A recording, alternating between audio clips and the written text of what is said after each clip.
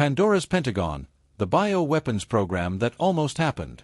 Hushed for decades, the newly revealed files show how close the U.S. came to deploying biological weapons during the Vietnam War. The summer of 2025 brought with it a storm, not of weather, but of revelation. Buried deep within the National Archives, in a vault previously deemed impenetrable, a cache of classified Pentagon documents was uncovered. These files, yellowed with age and stamped with the highest levels of secrecy, illuminated a shadowed chapter of American history, a chapter that had remained untold for over half a century. The files revealed a biological weapons program so advanced, so terrifyingly close to activation, that it might have forever changed the course of the Vietnam War and the global balance of warfare. The program's codename, Pandora, the seed of a secret. By the early 1960s, the Vietnam War was escalating beyond anyone's anticipation. The U.S. military was grappling with a guerrilla enemy, invisible and fluid, thriving in dense jungles that nullified traditional firepower. Conventional tactics had begun to falter. Political pressure mounted as American casualties increased, and public opinion started to shift. Inside the Pentagon, a select group of military strategists and scientists gathered quietly, brainstorming alternatives that might deliver a decisive advantage. Among these alternatives was a dark proposal: the use of biological agents to disrupt enemy forces and destroy their supply lines without the need for direct confrontation. The idea was tempting and terrifying. Biological warfare, outlawed in international conventions, was a taboo subject. But in secret, the Defense Department commissioned experiments under the radar, seeking agents that could be weaponized yet controlled. The goal was a pathogen so lethal to the enemy yet contained enough to avoid collateral damage to civilians or American troops. The scientific frontier. The files revealed that Project Pandora drew heavily on research from the Cold War's shadowy laboratories. Top scientists in microbiology, virology, and genetic engineering were recruited under a veil of secrecy. They worked on an array of biological agents, from engineered viruses that could incapacitate troops to modified fungal spores capable of destroying crops. One particularly chilling document detailed the development of a bacterium named Agent X-17. Described as highly contagious with a short incubation period, Agent X-17 was engineered to spread rapidly among human populations, causing severe respiratory distress. The file suggests the pathogen was tested on isolated animal populations, with results so effective that some scientists voiced ethical concerns, even as military officials pushed for deployment readiness. A program on the brink. The most shocking aspect of the documents was the proximity of Pandora to active deployment. By 1967, the Pentagon had drafted operational plans for the dispersal of biological agents over targeted regions in North Vietnam. The methods proposed ranged from aerial spraying to contaminated food supplies intended for enemy soldiers. An internal memo from a high-ranking official outlined the potential impact. Pandora offers the ability to weaken the enemy's will and resources with minimal American casualties. The psychological effect alone could hasten the war's end. Yet, with each step forward, the program encountered resistance, not from the military brass, but from the White House and international advisors. President Lyndon B. Johnson, deeply aware of the potential global fallout, hesitated. The diplomatic consequences of deploying bioweapons in Southeast Asia could trigger a backlash from allies and escalate Cold War tensions with the Soviet Union and China. The ethics war within. Behind closed doors, debates raged over Pandora's morality. Some officials argued the program was a necessary evil to end the conflict swiftly, while others warned it could unleash consequences far beyond the battlefield. Dr. Helen Shaw, a microbiologist associated with the project, later recounted in a rare interview how the scientists felt trapped between patriotism and conscience. "We knew we were creating something monstrous," she said, "but we also believed we were protecting our country from a prolonged and bloody war." The Pentagon's own ethical review board reportedly called for halting Pandora, citing unacceptable risks to civilians and soldiers alike. But these warnings were buried under layers of classified directives. A close call. In late 1968, as the war dragged on and American casualties surged, the program reached a critical juncture. A final operational green light was drafted, and a covert air squadron was prepared for biological dispersal missions over North Vietnamese jungles. However, on the eve of the planned deployment, an unexpected event changed the course of history. A leak, its source still unknown, reached a group of influential senators, who launched a fierce inquiry into the use of chemical and biological weapons. Public revelations about earlier use of napalm and Agent Orange had already heightened scrutiny of military tactics. The ensuing political storm forced the Pentagon to indefinitely shelve Project Pandora. Files were reclassified, programs shut down, and scientists reassigned. Yet the program's existence was hidden from the public eye, and official denials kept the truth buried for decades. This was just the beginning of the story, uncovering not only what Pandora was but what it represented: a Pandora's box of military ambition, ethical compromise, and the chilling potential of science-turned-weapon. The newly released documents would ignite debates worldwide, forcing a reckoning with the past and a vigilant eye on the future of warfare. Shadows in the jungle. As the Vietnam War ground on into 1969, the U.S. military's frustration with guerrilla tactics and jungle warfare grew. The dense foliage was a perfect shield for the Viet Cong, enabling ambushes and hit-and-run attacks that frustrated American forces. Conventional bombings and defoliants like Agent Orange had caused environmental destruction but had not decisively crippled the enemy's resolve or capabilities. In this atmosphere of desperation, the biological weapons program was an alluring, if forbidden, tool. The files describe a series of clandestine field tests conducted in remote areas of South Vietnam and even some classified operations near the Ho Chi Minh Trail, aimed at testing the dispersal methods of various pathogens developed under Pandora. One particularly disturbing report detailed a trial involving the release of a viral agent in a controlled valley region known for enemy supply routes. The virus reportedly incapacitated a significant portion of the local population of small mammals and insects, with follow-up studies suggesting the agent had the potential to disrupt the food chain relied upon by Viet Cong units. The human factor. While animal trials were grim, whispers about human testing were far more unsettling. Some leaked testimonies from former military personnel hinted at secret experiments involving prisoners and possibly local civilians, though these claims remain difficult to verify. The newly declassified documents included redacted sections referring to subject groups and operational exposure, suggesting human involvement in some testing phases. An internal investigation in the late 1970s, sparked by whistleblower accounts, had sought to uncover these abuses, but the results were classified and never made public. The files also reveal that several scientists involved in Pandora later expressed deep regret and trauma from their participation, indicating the human cost of secrecy extended beyond the battlefield. Political calculus and global ramifications. Pentagon insiders understood that launching biological weapons was not merely a military decision, it was a geopolitical powder keg. The Cold War's fragile balance meant that any such use could invite retaliation or condemnation from the Soviet Union, China, and the global community. Behind the scenes, diplomatic cables uncovered by researchers showed frantic efforts by American diplomats to reassure allies and adversaries alike that the U.S. had no intention of crossing the bioweapons threshold, even as military planners prepared to do just that.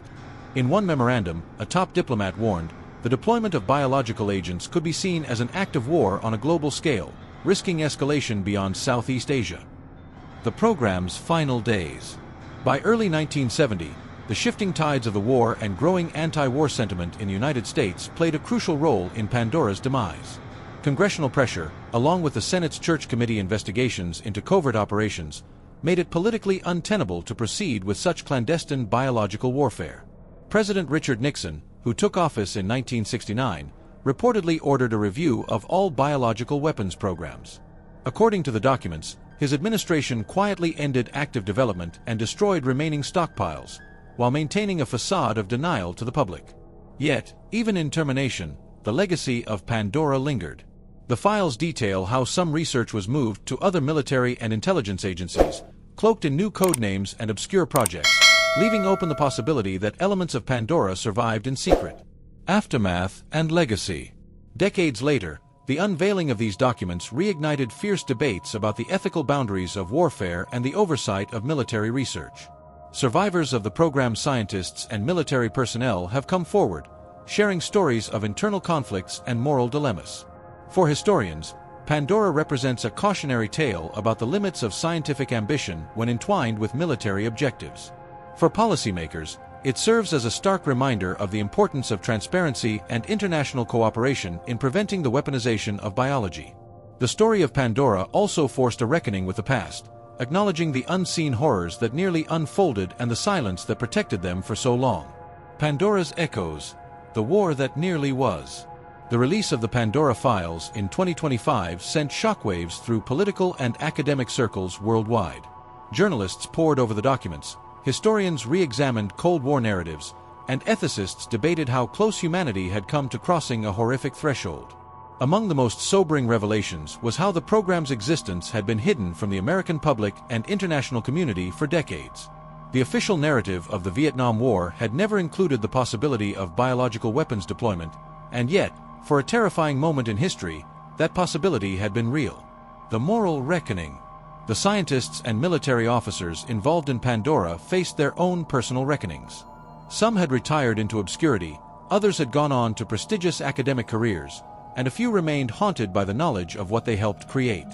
Dr. Helen Shaw, one of Pandora's lead researchers, became a vocal advocate for ethical standards in biodefense research after her involvement. "We played with a fire we didn't fully understand," she said in a rare public interview. The line between defense and offense in biological research is perilously thin. Lessons for the future. Pandora's Pentagon is not just a story of the past, it is a warning for the present and future. As biotechnology advances exponentially, with synthetic biology, gene editing, and novel pathogen research now commonplace, the risks of weaponization remain real. The documents have prompted renewed calls for international treaties that go beyond the 1972 Biological Weapons Convention, which many experts now see as outdated and insufficient. They urge stronger transparency, verification mechanisms, and global cooperation to prevent the creation or use of biological weapons. The hidden war within science. One of the most unsettling legacies of Pandora is the tension it revealed between scientific curiosity and military ambition. While science seeks to understand and improve life, when harnessed as a weapon, it can become a force for destruction on an unimaginable scale. The files suggest that military programs like Pandora operated in moral and legal gray zones, shielded by secrecy and justified by national security. This dynamic, experts warn, persists today in various forms, underscoring the need for vigilance and ethical oversight. Closing the box. In the end, Pandora's Pentagon stands as a chilling reminder of how close humanity came to unleashing biological horror. It shows the devastating potential when desperation, secrecy, and scientific innovation collide. As new generations confront emerging threats, the lessons of Pandora demand that we remember the costs of unchecked ambition and the vital importance of moral courage. The Pentagon's Pandora may never have been deployed, but its shadow looms, warning us never to open that box again. The hidden players, scientists behind Pandora. While the Pentagon orchestrated Project Pandora, much of the heavy lifting came from a network of scientists who often found themselves in morally ambiguous positions. The files unearthed detailed profiles of key figures, men and women who were leaders in their fields but trapped between patriotism, ambition, and ethical unease. Dr. Helen Shaw was one such figure. A virologist recruited from a leading university, she had initially believed her work could protect American troops through vaccines and medical research. Instead, she found herself engineering viruses designed to incapacitate entire populations. In a confidential 1966 letter found among the archives, Shaw wrote, "We are no longer defenders of health but architects of destruction. The line has blurred, and I fear we are playing a game with no rules." Her story was echoed by others, like Dr. Marcus Feldman, a microbiologist who pushed for stringent containment protocols but watched as military leaders repeatedly pressured for faster, riskier tests. His eventual resignation from the project was marked by a candid memo warning of catastrophic, unintended consequences. The covert tests in Vietnam. The files provide chilling glimpses into covert operations designed to test bioagents in the field. While official records maintained that such activities were limited to laboratories, several field reports contradict this. One particularly sensitive operation, codenamed Operation Silent Bloom, involved the dispersal of a fungal agent over a patch of jungle near the Demilitarized Zone, DMZ. The intention was to destroy the dense foliage to expose Viet Cong hideouts and disrupt their movement. However, the tests reportedly had unintended effects, including infecting local wildlife and even nearby villagers. Witness testimonies, some corroborated by foreign intelligence reports, describe mysterious illnesses in these areas shortly after the tests.